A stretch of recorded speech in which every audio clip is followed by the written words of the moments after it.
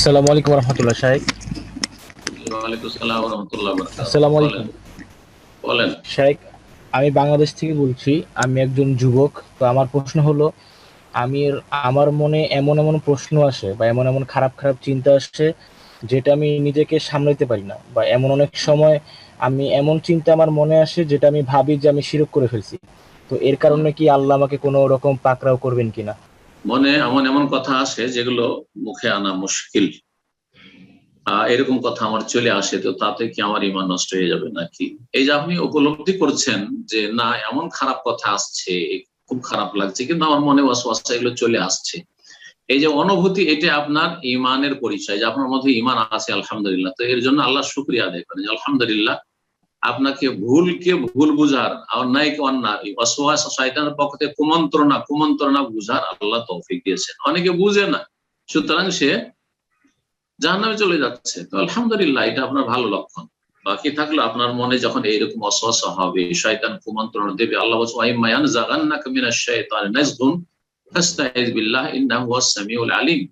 শয়তানের পক্ষ থেকে কোন রকমের যদি নাজাগাতু শায়াতিন, শয়তানের কুমন্ত্রণা হয়, ফাস্তাইজ বিল্লাহ, তাহলে আল্লাহর আশ্রয় কামনা করে নাও। আর আল্লাহ আশ্রয় কামনা করার সংক্ষেপ হচ্ছে আউযু বিল্লাহি মিনাশ শাইতানির রাজিম, আউযু বিল্লাহি মিনাশ শাইতানির, আউযু বিল্লাহি মিনাশ শাইতানির রাজিম। বারবার করে এরকম পড়বে।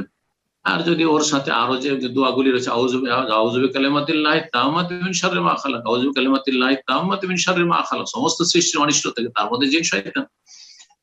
তারপরে আউযু বিল্লাহিস সামিউল আলিম মিনাশ শাইতানির রাজিম মিন হামজিহি ওয়া নাফখিহি ওয়া নাফসিহি, এগুলো যদি মুখস্থ থাকে তাহলে ভালো।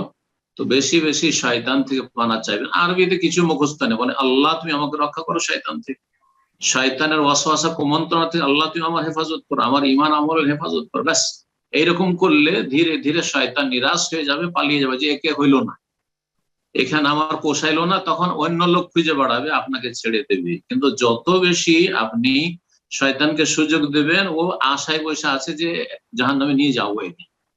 তো আপনার এত আশা হচ্ছে, আলহামদুলিল্লাহ, আমার কেন হচ্ছেন? তো নিশ্চয়ই আপনার জিকির আজকার বাড়াইতে হবে। ফরজ ইবাদত বন্দেগীর সাথে সাথে, ফরজ ইবাদত বন্দেগীর ঘাটতি না থাকে, তার সাথে জিকির আজকার বাড়াইতে হবে। তারপরে গুনহার বোঝা হালকা করতে হবে। গুনাহ হচ্ছে নাকি আজকাল সোশ্যাল মিডিয়ার যুগে, আপনার ফেসবুকে গুনাহ হচ্ছে নাকি, আপনার ইউটিউবে গুনাহ হচ্ছে নাকি, অথবা আপনার চোখের গুনাহ হচ্ছে নাকি, আপনার রুজিটা কেমন রয়েছে ইত্যাদি সব।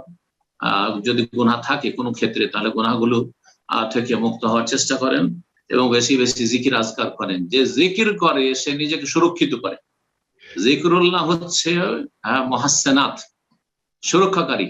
হ্যাঁ, দুর্গের মতো জিকির, আল্লাহর জিকির হচ্ছে, আল্লাহর স্মরণ হচ্ছে দুর্গের মতো। যেন আপনি দুর্গে সুরক্ষিত, শয়তান এই প্রাচীর ভেদ করে এসে আপনাকে গোমরাহ করতে পারবে না ইনশাআল্লাহ। সুতরাং এই আল্লাহর আশ্রয় কামনা, আউযু বিল্লাহি মিনাশ শাইতানির পড়ার সাথে সাথে সুবহানাল্লাহ, আলহামদুলিল্লাহ, লা ইলাহা ইল্লাল্লাহ, আল্লাহু আকবার, লা হাওলা ওয়ালা কুওয়াতা ইল্লা বিল্লাহ, বেশি বেশি পড়বেন, লা হাওলা ওয়ালা কুওয়াতা ইল্লা বিল্লাহ। আমার কোনো ক্ষমতা নেই যদি আল্লাহ আমাকে রক্ষা না করেন, আল্লাহ যদি আমার হেফাজত না করেন, হাসবুনাল্লাহু ওয়া নি'মাল ওয়াকিল, আল্লাহ আমার জন্য যথেষ্ট, শয়তান কিছুই করতে পারবে না ইনশাআল্লাহ। বেশি বেশি জিকির আজকার করুন। আল্লাহ যেন আপনার হেফাজত করেন, প্রতিটি মুমিন মুসলিমের আল্লাহ হেফাজত করেন। আল্লাহ রাব্বুল আমাদেরকে দ্বীনের উপর কায়েম রাখেন। জি।